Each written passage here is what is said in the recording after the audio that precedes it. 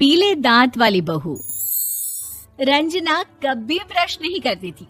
उसे कितनी बार उसके माँ बाप ने डांटा, लेकिन उसका कोई असर उस पर होता ही नहीं था, जिस कारण से उसके दांत पीले पीले हो जाते हैं।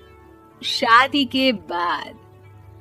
अरे बहू, वैसे तो तुझ में कोई कमी नहीं है, पर तेरे दांत इतने पीले कैसे हैं बेटा? कैसे मतलब? कोई सर्जरी थोड़ी ना कराई है। वो तो क्या नाम, मैं ब्रश नहीं करती थी तो पीले हो गए। अब क्या करूं? आप कहें तो लाल करवा लूं या फिर काले? यार ये क्या है, क्यों माँ से लड़ रही हो? लड़ रही हूँ? अरे मैं लड़ रही हूँ या ये बोल रही है कि दांत पीले है, पीले। अरे तपस्या थोड़ी ना की है इन्हें पीले करने के लिए। बकायदा ब्रश नहीं किया है 20 साल तक, तब जाकर। छी, कैसी बात कर रही हो? ये उस वक्त तो पीले नहीं थे जब हम लोग तुम्हें देखने आए थे। अरे तब साफ करवा लिया होगा डेंटिस्ट के पास जाकर। अब देखो कैसे पीले पीले लग रहे हैं। रंजना सास की तरफ गुस्से से देखती है। फिर शुरू हो गई पीले पीले पीले। अरे पीले तो तब भी थे जब मेरे हाथ का रसगुल्ला उड़ा उड़ा कर खा रही थी और बोल रही थी, लड़की नहीं गुणों का खजाना दे रहे भाई साहब आप। खैर, अब वो लोग करते भी तो क्या करते, पीले दांत वाली बहू पल्ले पड़ी थी तो झेलना तो था ही। एक दिन कीर्तन में रंजना गाना गा रही थी। अरे कमला बहन, माँ का द्वार है, यहाँ तो सब शुद्ध होकर आते हैं, फिर अपनी बहू को ब्रश भी नहीं करवाती तुम। दूर से पीले पीले दांत भक्ति में बाधा उत्पन्न कर रहे हैं। अरे कोई 2 साल के बच्चे थोड़ी ना लेकर आई हूँ मैं बहू बनाकर। अच्छी खासी लड़की है, अरे कैसे करवाऊं ब्रश? ये तो उसे खुद करना चाहिए ना। अब माँ बाप तो इसके जैसे तैसे निपटा दिए, ये नहीं सोचा कि सास कैसे संभालेगी। सास बहू को लेकर घर आ जाती है, लेकिन सोच लेती है कि अब इसे लेकर कहीं नहीं जाएगी। अगले रोज बहू कहती है, अरे क्या हो गया, मंदिर नहीं जाना क्या? कीर्तन का वक्त हो रहा है। मेरी मधुर वाणी से कान्हा जी जागते हैं और सोते हैं। आप तो जानती है ना उनकी भक्ति में कितना मन लगता है मेरा। वो क्या है ना, तबीयत ठीक नहीं लग रही है मेरी, आराम करूंगी मैं। तबीयत ठीक नहीं लग रही? अभी तो मिथुन के गाने पर नाच रही थी आप, और अब बोल रही है कि तबीयत ठीक नहीं लग रही। अरे भक्ति में मन लगा लो सासू माँ, ऊपर जाना है, क्या मुंह दिखाओगी आप? हाँ? सास को बहू की बात पर गुस्सा आ जाता है। मैं क्या मुंह दिखाऊंगी, इसकी चिंता तो ना कर, समझी? अपने मुंह की चिंता कर, जो ये पीले पीले दांत लेकर हर जगह पहुंच जाती है। पता है लोग कितना मजाक बनाते हैं। ना जी ना, मैं नहीं जाना कहीं तेरे साथ। तो ये बात है। कोई ना, मत जाओ, मैं अपने कमरे में ही बैठकर भक्ति कर लूंगी। ऊपर वाला दांत थोड़ी ना देखता है, मन देखता है, भावना देखता है।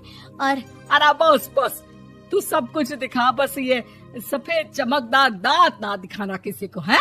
जा यहाँ से। बहू को सास की बात का कोई फर्क नहीं पड़ता। वो तो जैसी थी वैसी ही रह जाती है। सुबह नहाकर किचन में खाना बनाना, फिर खाना खाना, कीर्तन भजन करना और सो जाना। एक दिन, माँ जी मैं सहेली के घर जा रही हूँ, शाम को लेट आऊंगी। हाँ, तो जाना, मैंने कौन सा तेरी आरती करनी है घर पर बैठकर। रंजना सहेली के घर जाती है, जहाँ वो पार्टी में जाने की तैयारी कर रही होती है। अरे शिखा, कहाँ जाने की तैयारी कर रही है? मैं गलत वक्त पर आ गई क्या?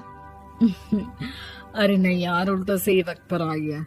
मैंने ये साड़ी और ज्वेलरी निकाली है यार, शाम को इनके ऑफिस की एक पार्टी में जाना है। बताना कैसा लग रहा है ये सब? नहीं यार, इस ड्रेस के साथ तो वो वाली ज्वेलरी अच्छी लगेगी। हाँ, सही बोल रही है, मैंने ध्यान ही नहीं दिया।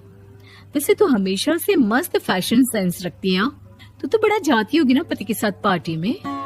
रंजना कुछ नहीं बोलती, बस सोचती है कि यार काश ये बात सही हो जाती। पर मैं क्यों नहीं जाती पार्टी में? क्या इन लोगों की कोई पार्टी होती नहीं होगी? रंजना घर आती है और रात में पति से सवाल करती है, एक बात बताइए, आप मुझे किसी पार्टी में क्यों नहीं ले जाते? क्या आपके यहाँ ऑफिस में पार्टी नहीं होती?